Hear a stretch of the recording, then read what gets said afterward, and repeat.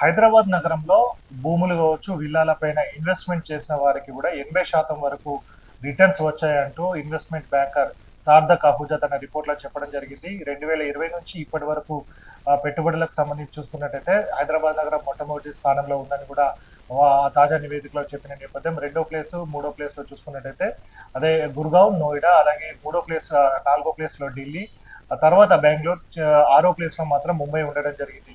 మొత్తంగా చూసుకున్నట్టయితే హైదరాబాద్ అప్పటి నుంచి నైట్ ఫ్రాంక్ నివేదిక కావచ్చు, అలాగే ఇప్పుడున్న నివేదిక ఆధారంగా చూసుకున్నట్టయితే రిటర్న్స్ అత్యధికంగా భూములు కావచ్చు, విల్లాల పైన కూడా అత్యధికంగా ఇక్కడే వస్తుందన్న తాజా రిపోర్ట్ కూడా చెప్పిన నేపథ్యం ఉంది కాబట్టి, అలాగే మెట్రో నగరాల నుంచి చాలా మంది రియల్ ఎస్టేట్ కి సంబంధించిన వారంతా కూడా హైదరాబాద్ నగరంలో పెట్టుబడులు చేయడం జరుగుతుంది. ఎందుకనంటే అటు బిల్నౌ కావచ్చు, మరే ఇతర వాటన్నిటి కూడా ఇక్కడ సింగిల్ విండో సిస్టమ్ ద్వారా అన్ని పర్మిషన్స్ కావచ్చు ఈజీగా ఉండడం ద్వారా కూడా వీళ్ళంతా కూడా పెట్టుబడులు ఎక్కువగా పెట్టడం కావచ్చు. అలాగే ఇక్కడ పెట్టిన తర్వాత కూడా దానిపైన కూడా భూములు, విల్లాల పైన కూడా 80% రిటర్న్స్ రావడం జరిగిందని కూడా ఈ తాజా నివేదిక చెప్పడం జరిగింది.